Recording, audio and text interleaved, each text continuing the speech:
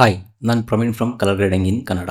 ನಾವು colour grading ಸೀರೀಸ್ನ continue ಮಾಡ್ತಾ ಇವತ್ತಿನ ವಿಡಿಯೋದಲ್ಲಿ ಒಂದು ಗೋಲ್ಡ್ ಸಿನಿಮ್ಯಾಟಿಕ್ ಲುಕ್ನ ಹೇಗೆ ಕ್ರಿಯೇಟ್ ಮಾಡ್ಬೋದು ಅಂತ ನೋಡೋಣ. ಅದಕ್ಕೂ ಮುಂಚೆ ಕಲರ್ ಗ್ರೇಡಿಂಗ್ನ ಯಾರೆಲ್ಲ ಡಾವಿಂಚಿ ರಿಸರ್ವಲ್ಲಿ ಒಂದು ಬೇಸಿಕ್ ಲೆವೆಲಿಂದ ಸ್ಟೆಪ್ ಬೈ ಸ್ಟೆಪ್ ಕಲಿಬೇಕು ಅಂತಂದರೆ, ಮತ್ತು ಗ್ರೇಡಿಂಗಿಗೆ ಬೇಕಿರೋ ಪ್ರಾಕ್ಟೀಸ್ ಕ್ಲಿಪ್ಪು ಮತ್ತು ಲಟ್ಸು ಮತ್ತು DCTL ಮತ್ತು ಕೆಲವೊಂದು ಗ್ರೇಡಿಂಗಲ್ಲಿ ಅಡ್ವಾನ್ಸ್ ಟೂಲ್ಸ್ ಬೇಕು ಅಂತಂದರೆ, ಮತ್ತು ಡಾವಿಂಚಿ ರಿಸರ್ವಲ್ಲಿ ಯಾರೆಲ್ಲ ಈಗ ಎಡಿಟಿಂಗ್ ಮಾಡ್ತಾ ಇದ್ದೀರಾ ಅವರಿಗೆಲ್ಲ ಎಡಿಟಿಂಗ್ ಅಸೆಟ್ಸ್ ಬೇಕು ಅಂತಂದರೆ ನಮ್ಮ ಚಾನಲ್ಗೆ ಆ್ಯಸ್ ಎ ಮೆಂಬರ್ ಆಗಿ ಜಾಯ್ನ್ ಆಗ್ಬೋದು.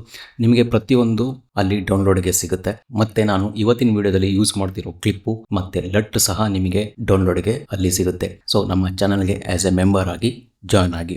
ಇವತ್ತಿನ ಗ್ರೇಡಿಂಗಲ್ಲಿ ನಾನು ಒಂದು ರೆಡ್ ಕ್ಯಾಮ್ರಾದಿಂದ ಬಂದಿರೋ ಒಂದು ರಾ ಕ್ಲಿಪ್ನ ಯೂಸ್ ಮಾಡ್ತಾ ಇದ್ದೀನಿ. ನಮ್ಮ ಚಾನಲ್ನ ಯಾರೆಲ್ಲ ಫಾಲೋ ಮಾಡ್ತಿದ್ದೀರಾ ಅವ್ರಿಗೆಲ್ಲ ಗೊತ್ತಿರುತ್ತೆ ರೆಡ್ ರಾ ಕ್ಲಿಪ್ನ ಹೇಗೆ ಡಿಕೋಡ್ ಮಾಡೋದು ಅಂತ. ಗೊತ್ತಿಲ್ಲ ಅಂದರೆ ಒಂದ್ಸರಿ ತೋರಿಸ್ಬಿಡ್ತೀನಿ. ಸೊ ಇಲ್ಲಿ ನಾನು ಪ್ರಾಜೆಕ್ಟ್ ಸೆಟ್ಟಿಂಗ್ಸ್ಗೆ ಬಂದು ನಾನಿಲ್ಲಿ ಮಾಸ್ಟರ್ ಸೆಟ್ಟಿಂಗ್ಸಲ್ಲಿ ಟೈಮ್ ಲೈನ್ ರೆಸೊಲ್ಯೂಷನ್ನು, ಕ್ಲಿಪ್ ರೆಸೊಲ್ಯೂಷನ್ ಏನಿದೆ ಅಷ್ಟೇ ಇಟ್ಟಿರ್ತೀನಿ. ಮತ್ತು ಕಲರ್ ಮ್ಯಾನೇಜ್ಮೆಂಟು ನಿಮಗೆಲ್ಲ ಗೊತ್ತೇ ಇರುತ್ತೆ. ಕಲರ್ ಸ್ಪೇಸ್ ಟ್ರಾನ್ಸ್ಫಾರ್ಮಲ್ಲಿ colour science DaVinci YRGB, time line colour space DaVinci wide gamut intermediate, ಮತ್ತು ಔಟರ್ ಕಲರ್ ಸ್ಪೇಸ್ ರೆಕ್ಸಾನ್ ಆ್ಯಂಡ್ ಗಾಮಾ 2.4 ಇಟ್ಟಿದ್ದೀನಿ. ಮತ್ತು ಕ್ಯಾಮ್ರಾ ರಾಗ್ ಬಂದರೆ ಇಲ್ಲಿ raw profile RED, decode quality full resolution premium, bit depth 16, time code edge, ಮತ್ತು decode using project. ನಾನು ಏನು ಪ್ರಾಜೆಕ್ಟಲ್ಲಿ ಯೂಸ್ ಮಾಡ್ತಾ ಇದ್ದೀನಿ ಅದನ್ನೇ ಇಲ್ಲಿ ಪ್ರಾಜೆಕ್ಟ್ಗೆ ಕೊಟ್ಟಿದ್ದೀನಿ. ಮತ್ತು ಪ್ರಾಜೆಕ್ಟ್ ಸೆಟ್ಟಿಂಗ್ಸಲ್ಲಿ colour science IPP2, colour space RED wide gamut RGB, ಮತ್ತು ಗಾಮಾ ಕರ್ವ್ ಲಾಕ್ 3G10 ಇಟ್ಟಿದ್ದೀನಿ. ಸೊ ಇದು ರೆಡ್ ಕ್ಯಾಮ್ರಾದಿಂದ ಬಂದಿರೋ ಕ್ಲಿಪ್ ಆದರೆ ಮಾತ್ರ ಈ ಸೆಟ್ಟಿಂಗ್ಸ್ ಆಗುತ್ತೆ.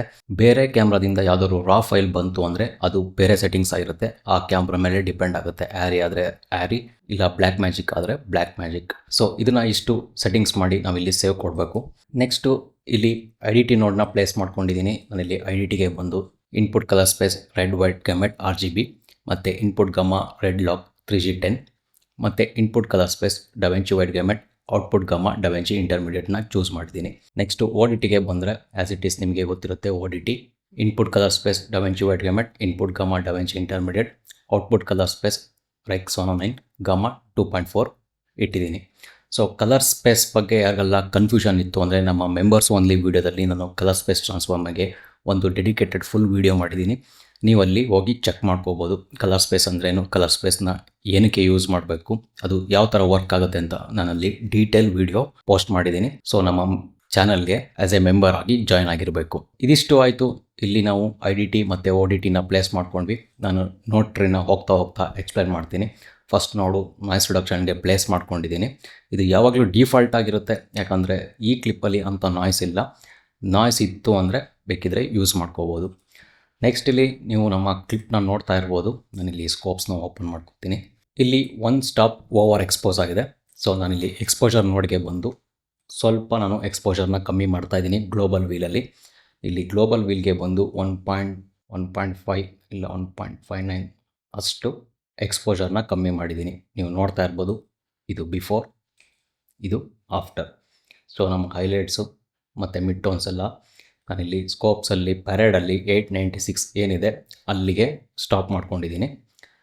ನೆಕ್ಸ್ಟು ಕಾಂಟ್ರಾಸ್ಟ್ಗೆ ಇನ್ನೊಂದು ನೋಡ್ನ ಪ್ಲೇಸ್ ಮಾಡ್ಕೊಂಡಿದ್ದೀನಿ. ನಾನಿಲ್ಲಿ ಕಾಂಟ್ರಾಸ್ಟ್ ಸ್ಲೈಡರ್ಗೆ ಬಂದು ಪಿವಿಟ್ನ ನಾನು ಯಾವಾಗಲೂ 0.35ಗೆ ಸೆಟ್ ಮಾಡ್ಕೋತೀನಿ. ಏನಕ್ಕೆ ಅಂದರೆ ಇದು ಡಾವಿಂಚಿ ವೈಟ್ ಗ್ಯಾಮೆಟಲ್ಲಿ ವರ್ಕ್ ಮಾಡಬೇಕಾದ್ರೆ ಒಂದು 18% ಗ್ರೇ ಥರ ವರ್ಕ್ ಆಗುತ್ತೆ. ನೆಕ್ಸ್ಟು ಕಾಂಟ್ರಾಸ್ಟ್ ಸ್ಲೈಡರ್ಗೆ ಬಂದು ನಾನಿಲ್ಲಿ 1.162 ಅಷ್ಟು ಇನ್ಕ್ರೀಸ್ ಮಾಡ್ತಾಯಿದ್ದೀನಿ. ಸೊ ನೀವು ಅಬ್ಸರ್ವ್ ಮಾಡ್ತಾ ಇರ್ಬೋದು. ಇದು ಬಿಫೋರ್, ಇದು ಆಫ್ಟರ್.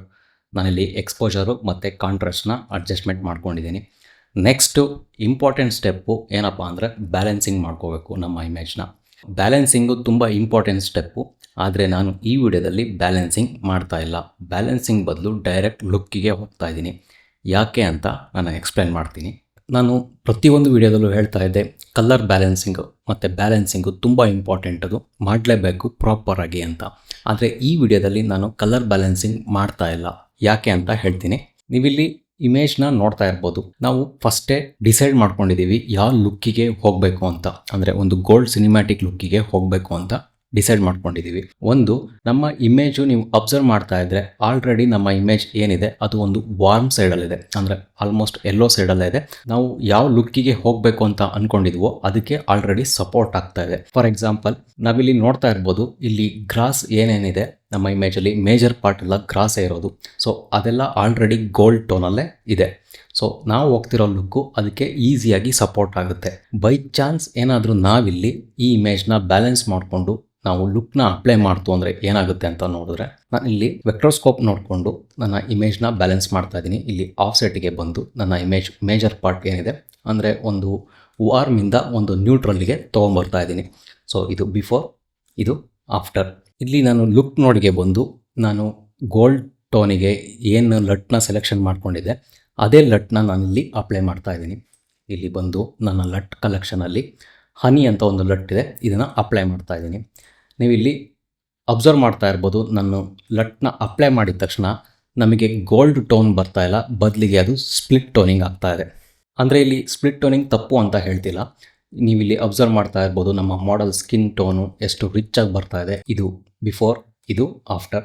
ಇಲ್ಲಿ ಸ್ಕಿನ್ ಟೋನ್ಸ್ ಎಲ್ಲ ರಿಚ್ ಆಗಿ ಬರ್ತಾ ಇದೆ. ಇಲ್ಲಿ ನಮಗೆ ಒಂದು ಸ್ಪ್ಲಿಟ್ ಟೋನಿಂಗ್ ಬರ್ತಾ ಇದೆ. ಅಂದರೆ ಏನಕ್ಕೆ ಅಂದರೆ ನಾವು ಬ್ಯಾಲೆನ್ಸಿಂಗ್ ಮಾಡಿ ಲಟ್ನ ಅಪ್ಲೈ ಮಾಡಿದಾಗ ಒಂದು ಸ್ಪ್ಲಿಟ್ ಟೋನಿಂಗ್ ಬರ್ತಾ ಇದೆ. ನಾವು ಇದೇ ಲುಕ್ಕಿಗೆ ಕೂಡ ಹೋಗ್ಬೋದು. ಆದರೆ ಒಂದೇನಂದರೆ ನಾವಿಲ್ಲಿ ಸ್ಪ್ಲಿಟ್ ಟೋನ್ನ ಫೋರ್ಸ್ ಮಾಡ್ತಾ ಇದ್ದೀವಿ. ಅಂದರೆ ಇಮೇಜು ನಮಗೆ ಸ್ಪ್ಲಿಟ್ ಟೋನಿಗೆ ಕಾಂಪ್ಲಿಮೆಂಟ್ರಿ ಆಗಿ ಇಮೇಜಲ್ಲಿ ಯಾವುದೇ ಆಬ್ಜೆಕ್ಟು ಇಲ್ಲ ಮಾಡೆಲ್ ಡ್ರೆಸ್ ಇಲ್ಲ ಮಾಡಲ್ಲು ಸಹ ಇಲ್ಲ. ಸೊ ಹಾಗಾಗಿ ನಾವಿಲ್ಲಿ ಸ್ಪ್ಲಿಟ್ ಟೋನ್ನ ಫೋರ್ಸ್ ಮಾಡ್ತಾ ಇದ್ದೀವಿ. ಅದ್ರ ಬದಲಿಗೆ ನಾವು ಫಸ್ಟು ಗೋಲ್ಡ್ ಟೋನ್ ಅಂತ ಸೆಲೆಕ್ಷನ್ ಮಾಡ್ಕೊಂಡಿದ್ವಲ್ಲ ಅದಕ್ಕೆ ಹೋಗೋದು ಬೆಟರ್ ಆಗುತ್ತೆ.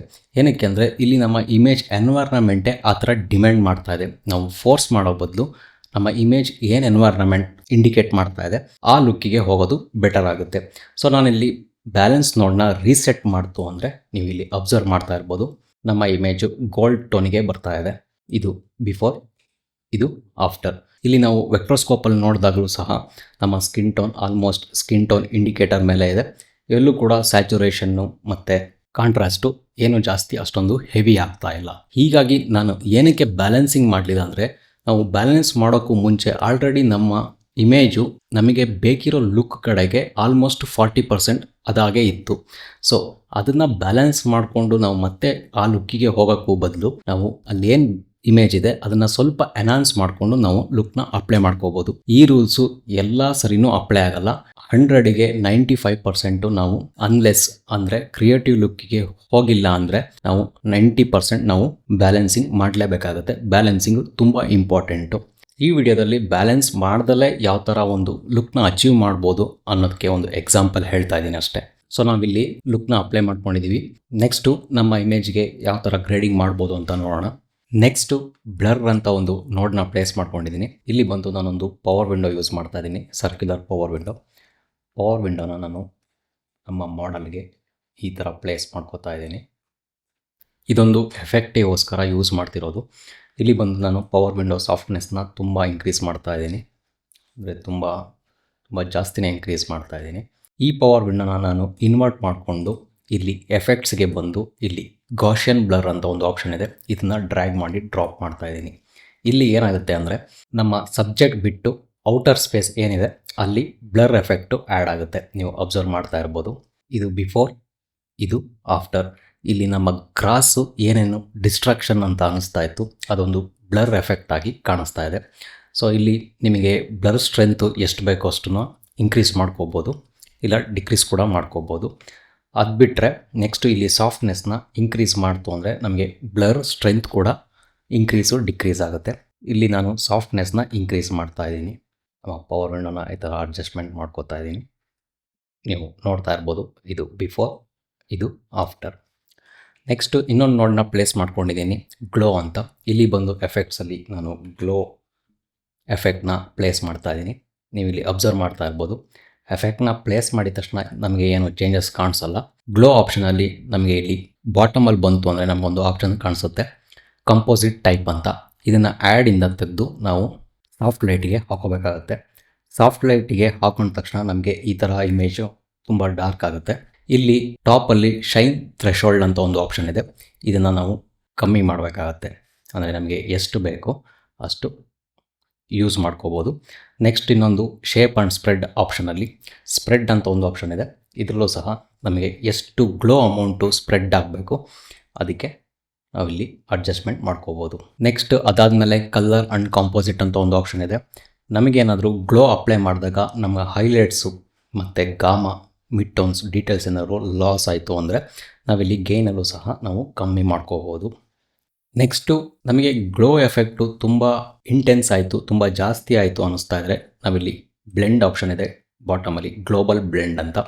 ಇಲ್ಲಿ ಬಂದು ಇದಾದರೂ ಆಪ್ಷನ್ನ ನಾವು ಅಡ್ಜಸ್ಟ್ಮೆಂಟ್ ಮಾಡ್ಕೋಬೋದು.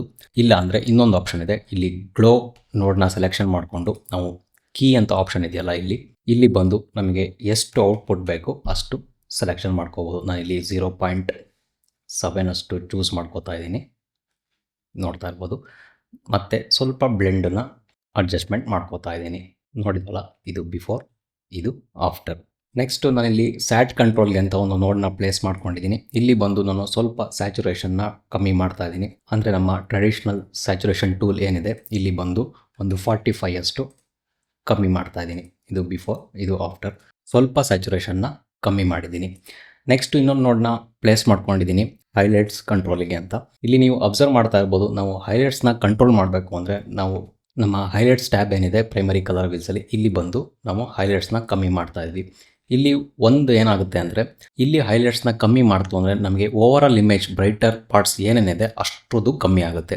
ಸೊ ಇದಕ್ಕಿಂತ ಬೆಟರ್ ಆಪ್ಷನ್ ಏನು ಮಾಡ್ಬೋದು ಅಂದರೆ ನಾವು HDR ವೀಲ್ಸ್ಗೆ ಬಂದು ಇಲ್ಲಿ ಹೈಲೈಟ್ಗೆ ಅಂತ ಒಂದು ವೀಲ್ ಇದೆ. ನಿಮಗೆ ಇಲ್ಲಿ ಹೈಲೈಟ್ ಪಕ್ಕ ಒಂದು ಆಪ್ಷನ್ ಕಾಣಿಸ್ತಾ ಇದೆ. ಇದನ್ನ ಕ್ಲಿಕ್ ಮಾಡ್ತು ಅಂದರೆ ಬ್ರೈಟರ್ ಪಾರ್ಟ್ಸ್ ಏನೇನಿದೆ, ಎಷ್ಟು ಸೆಲೆಕ್ಷನ್ ಆಗಿದೆ ಅದ್ರದ್ದು ಒಂದು ಪ್ರಿವ್ಯೂ ತೋರಿಸುತ್ತೆ. ಸೊ ಇಲ್ಲಿ ಬಂದು ನಾವು ಹೈಲೈಟ್ಸ್ನ ಕಮ್ಮಿ ಮಾಡ್ಕೋಬೋದು, ಅಬ್ಸರ್ವ್ ಮಾಡ್ತಾ ಇರ್ಬೋದು. ಸೊ ಇದು ಬಿಫೋರ್, ಇದು ಆಫ್ಟರ್. ನೀವು ಬ್ಯಾಕ್ಗ್ರೌಂಡಲ್ಲಿ ಸ್ಕೈ ಮತ್ತು ಗ್ರಾಸು ಮತ್ತು ನಮ್ಮ ಮಾಡೆಲ್ ಸ್ಕಿನ್ ಅಬ್ಸರ್ವ್ ಮಾಡ್ತಾ ಇರ್ಬೋದು. ಈ ಹೈಲೈಟ್ ಕಂಟ್ರೋಲ್ ಯಾವ ಥರ ವರ್ಕ್ ಆಗುತ್ತೆ ಅಂದರೆ ನಾವು ಡಿಹ್ಯಾನ್ಸರ್ ಪ್ಲಗ್ಗಿನಲ್ಲಿ ಫಿಲ್ಮ್ ಕಂಪ್ರೆಷನ್ ಯೂಸ್ ಮಾಡ್ತೀವಲ್ಲ, ಸೊ ಅದೇ ಥರ ಆಲ್ಮೋಸ್ಟ್ ಸೇಮ್ ವರ್ಕ್ ಆಗುತ್ತೆ. ನಾವು HDR ವೀಲ್ಸ್ನ ಏನಕ್ಕೆ ಯೂಸ್ ಮಾಡ್ಬೋದು ಅಂದರೆ ಈ ಥರ ಪ್ರಿಸೈಸ್ ಆಗಿ ನಮ್ಮ ಇಮೇಜ್ನ ಕಂಟ್ರೋಲ್ ಮಾಡಬೇಕು ಅಂದರೆ ನಾವು HDR ವೀಲ್ಸ್ನ ಯೂಸ್ ಮಾಡ್ಕೋಬೋದು. ನೀವು ಒಂದ್ಸರಿ ಯೂಸ್ ಮಾಡಿ ಪ್ರಾಕ್ಟೀಸ್ ಮಾಡಿ.